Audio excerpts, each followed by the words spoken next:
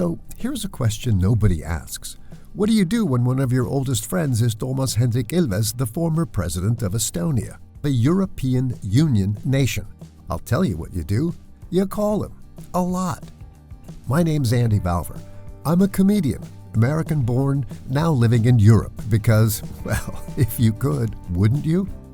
I grew up in the U.S., hearing stories from my parents about a country that didn't exist. At least not on any map you could buy because the Soviets had wiped it out.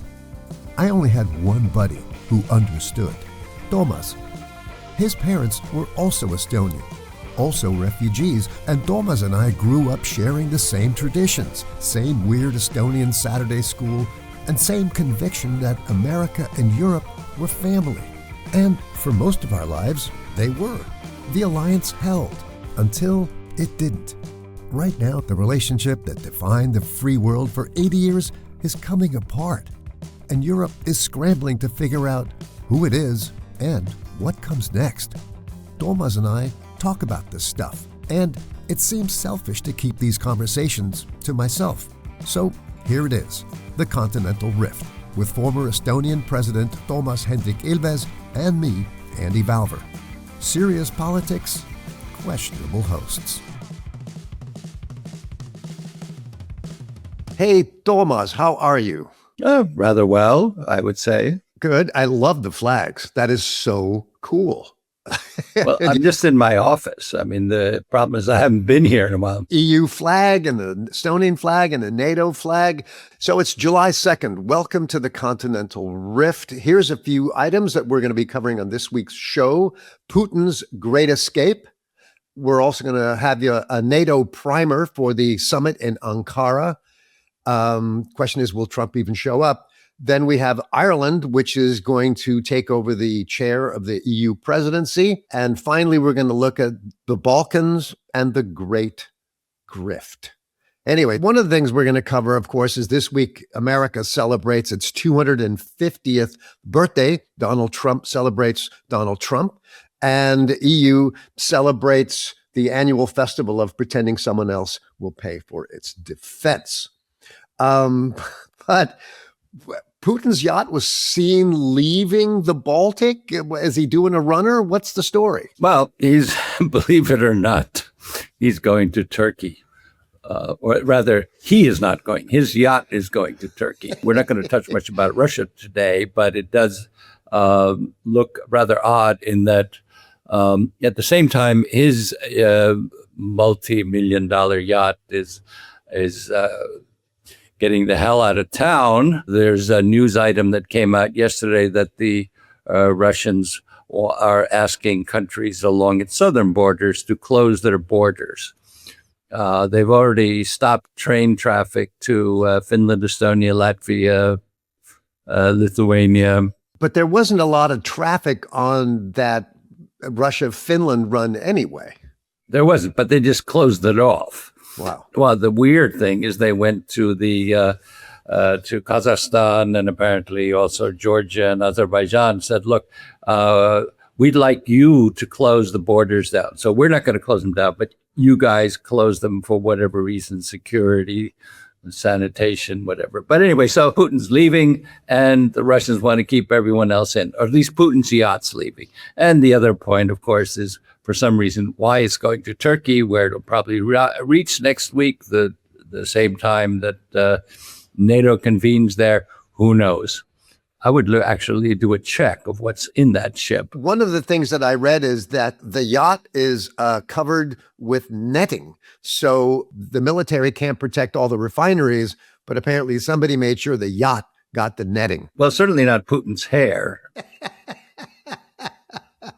Yeah. So, I mean, seriously, what are they saying? You know, the frigate that is accompanying the yacht doesn't have netting. So the logic is protect the jacuzzi? We don't know enough about it, frankly. But if you're a yacht, I guess you should be more afraid of the unmanned maritime vehicles than something coming from the sky. That's basically how the Ukrainians have taken out the Russian fleet. I'm curious, is the yacht dragging its anchor just for old time's sake? We haven't detected any major breaks in any kind of infrastructure in the Baltic Sea yet, but So we've got a big NATO summit coming up in Ankara next week. It's hosted by Turkey's President Erdogan, who apparently personally invited Trump because Trump said he wasn't really interested in going. Well, this is the whole issue that we've been dealing with for a year and a half. Just recently, Donald Trump said, well, I don't know if I'm going to go, or I don't know if I'm going to leave NATO. But apparently there's been a sort of, I guess, kind of a typical thing in which he agreed to go after President Erdogan said he would buy $700 million worth of U.S. military equipment. You know, my opinion on this is, I think he just wants to take the new Air Force One out for a spin. Well, that is also possible. It is be going close to home again, right? Qatar. Yeah, exactly. This is very true.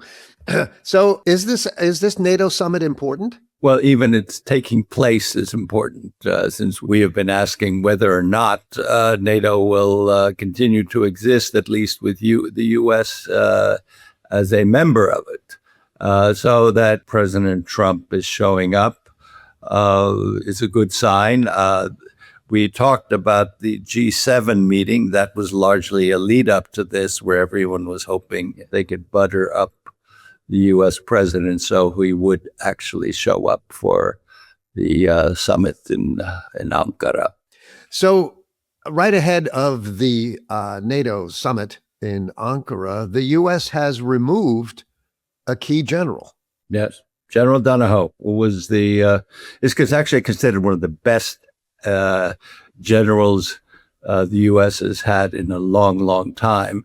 Why he was removed, have been no explanations. If I understand this correctly, he was kind of in charge of setting up the pipeline for getting weapons to Ukraine. Is that correct? Among other things, yes. NATO is divided this way. Secretary General is always a European. It is Mark Rutte, or we could call him Sonny Boy because he's always calling Donald Trump daddy. Then we have the SACEUR, the Supreme Allied Commander Europe, and that is General Grinchevich. I can't pronounce the name, and no one else can, so they all call him Grinch.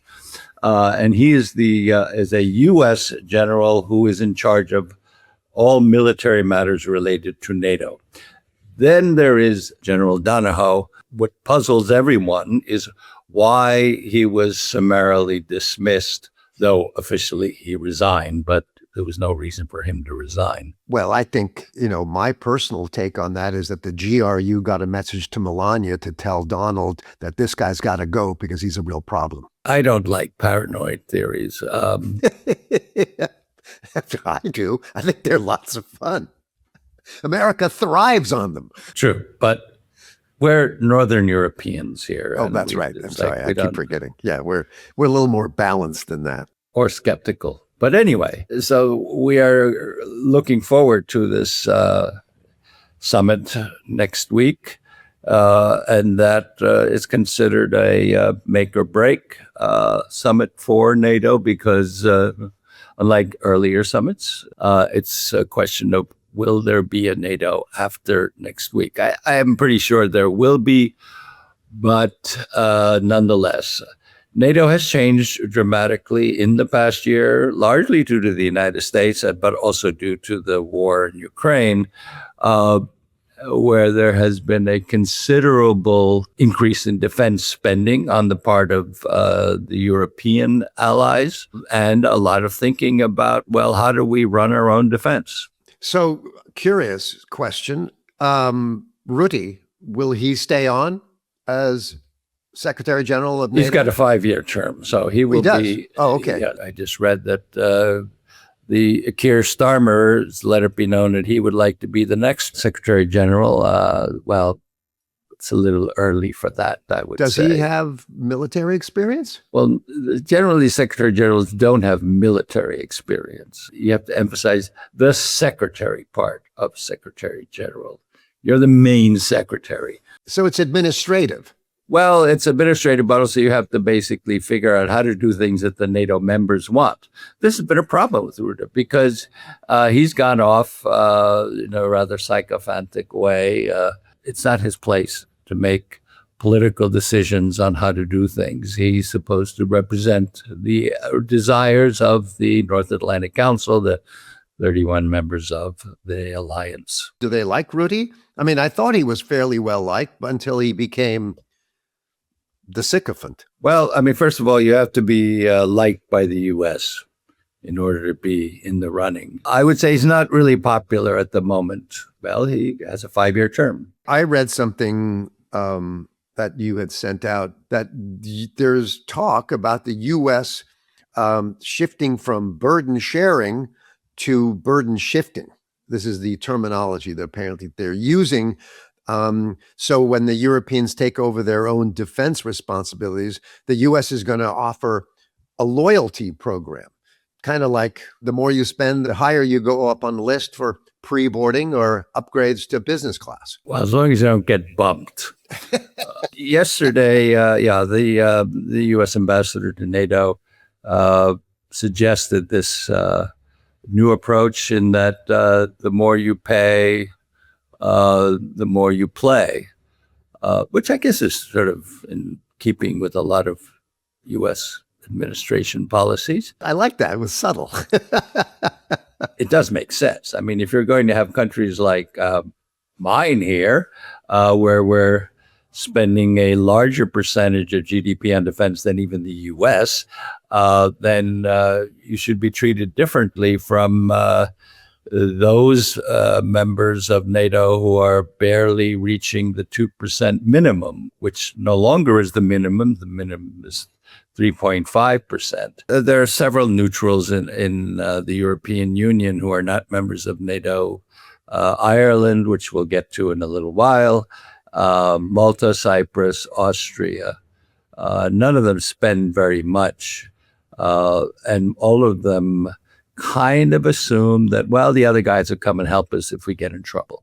Do you think Trump will show? Yeah, I think he will show up. He does enjoy being the center of attention. And it's always a big deal when the U.S. president shows up because the U.S. is the biggest member of NATO. But will he leave? Will he stay? Sounds like a Clash song. Should I stay or should I go? Yeah. That is the big issue. But if he does show and he walks out on NATO, then we have a really new situation that we will have to deal with in a time when there is a greater security risk for Europe than there has been since the darkest days of the Cold War. So last question before we move on. You've been to a few of these NATO summits. So what's it like? Well, you're shepherded into a meeting hall, and then in the back room, the diplomats are fighting it out on what the final language will be in the communique. The most dramatic one I was ever at was the 2008 Bucharest summit, where the question was whether or not Georgia and Ukraine would be issued a membership action plan, which is not membership. It just means it laid out what you need to do if you want to become a member. Chancellor Angela Merkel was completely opposed to it. President Bush was for it.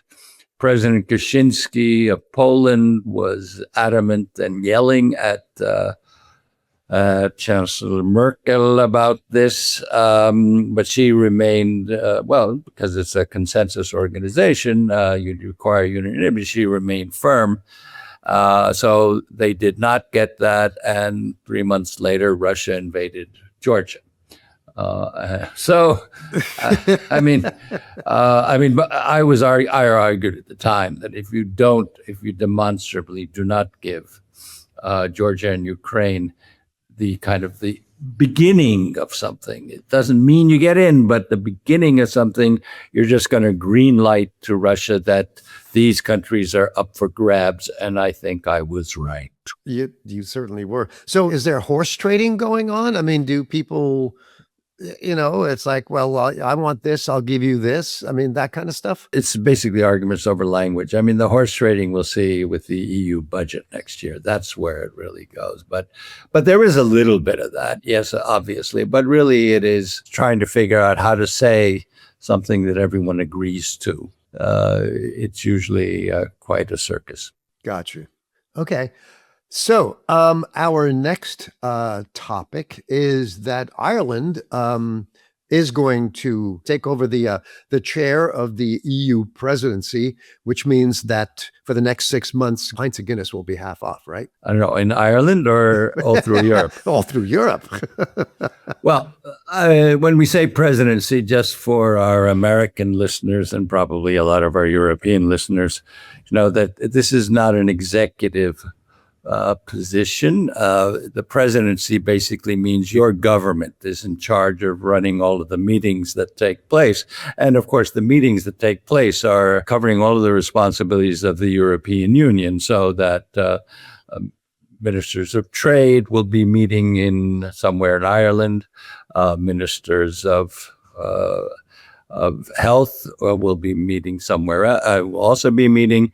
And so these are called the council meetings. So this is all good for the Irish hospitality industry. It's good for whatever country's presidency is currently taking place. Cyprus, probably its population increased dramatically in the last 6 months, but now it's time for Ireland. There's quite a bit of actually work for the presidency because you have to handle all of these different issues and topics and shepherd them and make sure that you get an agreement on one thing or another that comes out of the presidency. For Estonia, when we had it, our big thing for fairly self-evident reasons is to get a much more serious attention to digital issues, and that was something we accomplished. The Irish presidency has somewhat different priorities. We do have now 2 countries in a row, Cyprus and Ireland, both of which are neutral, both of which have kind of a slightly different relationship with Russia than most of the countries in the EU. So the neutral country is chairing the discussion about how everyone else should defend Europe. I think we mentioned this a week or 2 back. The Irish president said they don't really want to talk about defense. Now, the problem with all of this is that Ireland spends less on defense than any country in Europe. And they're not in NATO, so we don't have this issue of 2% or 3.5%.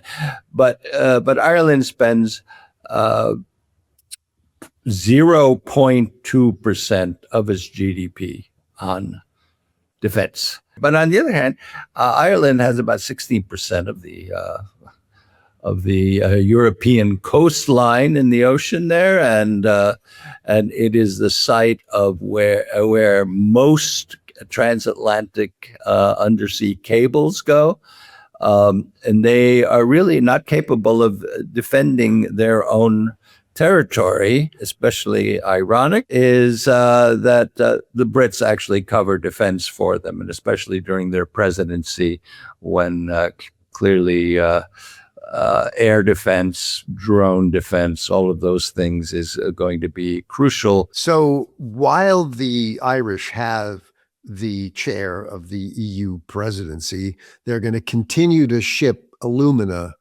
to Russia. Yes, which we covered last week. I know we covered it, but I'm sort of bringing it up again because... No. Well, there have been developments there too, because the Swedes had just arrested 2 of their executives that were based in Sweden because they violate sanctions.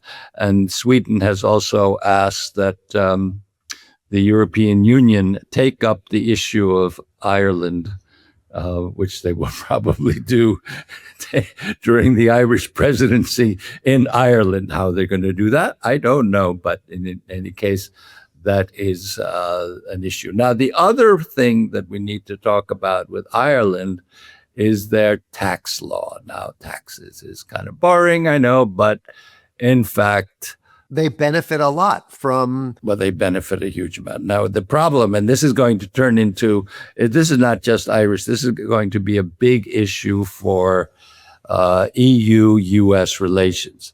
The way things work is that all of the big US companies have located their headquarters in Ireland, because Ireland has the lowest corporate tax rate in Europe. Take Meta or Facebook.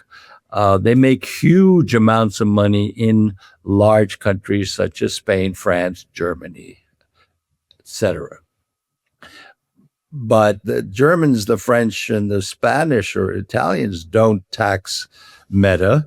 They pay their taxes in Ireland. This is something which has really annoyed obviously the big countries in Europe. And so we're going to see some kind of action on this because basically it's untenable that these companies are not paying taxes to the degree that they would if they were located, say, in Germany or France. So these are all issues that will come up. Because, I mean, it's not just Meta. I mean, it's Amazon, it's Google, they're all there. All the big guys are there.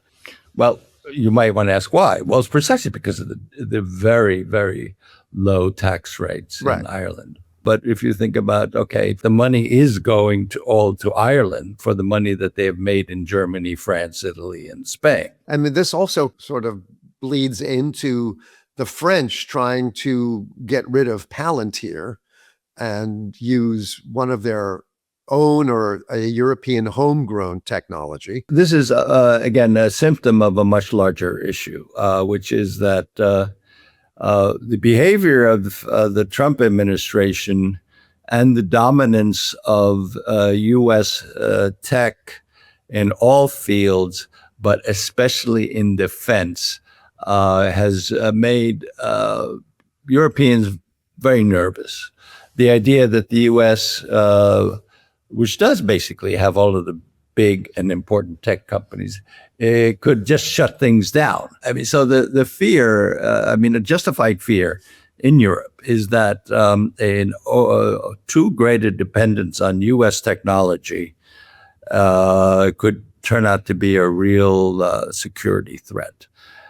So the European Union is trying to develop its own tech industry. It's stymied by other issues in Europe, which have to do with things such as the size of capital markets and so forth. We don't have to go into that today. But nonetheless, the point is that there is a rift opening up between the U.S. and Europe precisely on the issue of tech. So we should, watch this space. And finally, we need to cover or revisit a story, the Great Balkan Grift. And there's been an update to that story. You want to fill me in on what's going on there? Well, as we recall, there's quite a big brouhaha about originally with Jared Kushner and friends buying a nature reserve in Albania. But there is another story associated with that, with a pipeline to the Balkans, a gas pipeline. What came out of that was that friends of the U.S. administration made a deal with the hardline pro-Russian president of Srpska. There are no vowels in the name, but anyway, it's SRPSKA. Srpska. No, there are no vowels in there. And the man who has been is a European who has been kind of the guy trying to keep it all together there, very qualified diplomat for years and years, has been the person in charge. Now, what has happened is that the U.S. suddenly has demanded that he be fired. Is that the Bosnia International High Representative Christian Schmidt? Yes. Okay. So they got rid of him, Because the U.S. just demanded it. Then we have a $1 billion no tender gas pipeline that Trump wants. And now the U.S. has pressured to the point of getting the EU representative there out. And the guy that they have been trying to replace him is not really known for anything, except he is the Knights of Malta, which is an organization, not a country, ambassador to the Holy See, that is the Vatican. And everyone kind of looks at this and go, what? We don't understand what's going on, but clearly there's something extremely fishy. And now we've lost Christian Schmidt, and we have the U.S. is pushing a guy that is highly dubious. And then we have a pipeline deal for $1 billion that never had a tender. Europe can stand up to the U.S. I mean, this is in our backyard, right? I mean, shouldn't we say, whoa? I mean, some of these people in the Balkans do want to become part of the EU, right? Well, it's not clear what Srpska wants. We don't know. I mean, clearly, the divided country of Bosnia and Herzegovina, the Muslim part that was victimized by horrible massacres, would very much like to be in the EU. But the Srpska is more aligned with Russia than anyone else. It is a mess. It is kind of like a Balkan mess. It's a Balkan mess.